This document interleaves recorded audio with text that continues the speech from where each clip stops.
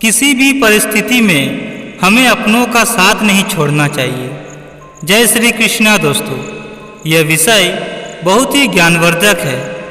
दोस्तों, एक छोटी सी कहानी के माध्यम से जानते हैं कि आखिर क्यों हमें अपनों का साथ नहीं छोड़ना चाहिए। कृपया कहानी को पूरा सुनें। बहुत पुरानी बात है। हिमालय में प्रसिद्ध मानस नाम की झील थी। वहाँ पर कई पशु पक्षियों के साथ ही दो हंस बहुत ही आकर्षक थे और दोनों ही देखने में एक जैसे थे। लेकिन उनमें से एक राजा था और दूसरा सेनापति। राजा का नाम था धृतराष्ट्र और सेनापति का नाम था सुमुखा। झील का नज़ारा बादलों के बीच में स्वर्ग जैसा प्रतीत होता था। उन समय झील और उनमें रहने वाले हंसों की प्रसिद्धि वहां आने जाने वाले पर्यटकों के साथ देश विदेश में फैल गई थी। वहां का गुणगान कई कवियों ने अपनी कविताओं में किया, जिससे प्रभावित होकर वाराणसी के राजा को वह नज़ारा देखने की इच्छा हुई।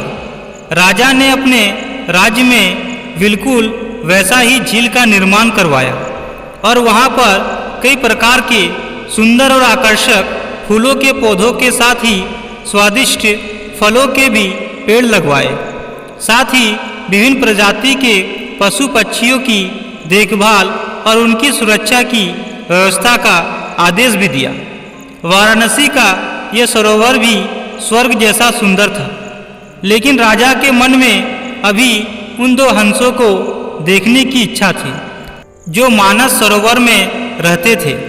एक दिन मानस सरोवर के अन्य हंसों ने राजा के सामने वाराणसी के सरोवर जाने की इच्छा प्रकट की।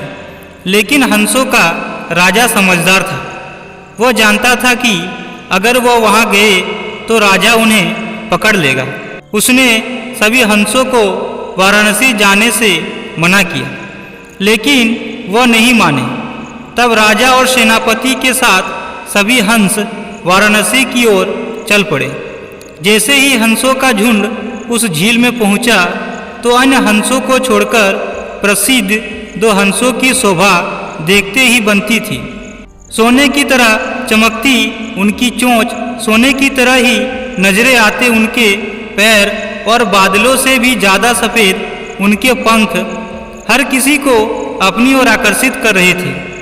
हंसों के पहुंचने की खबर राजा को दी गई। उसने हंसों को पकड़ने की युक्ति सोची और एक रात जब सब सो गए तो उन हंसों को पकड़ने के लिए जाल बिछाया गया। अगले दिन जब हंसों का राजा जागा और भ्रमण पर निकला तो वह जाल में फंस गया। उसने तुरंत ही तेज आवाज में अन्य सभी हंसों को वहां से उड़ने और अपनी जान बचाने का आदेश दिया। अन्य सभी हंस उड़ गए, लेकिन उनका सेनापति सुमुखा अपने स्वामी को फंसा देखकर उसे बचाने के लिए वहीं रुक गया। इस बीच हंस को पकड़ने के लिए सैनिक वहां आ गया।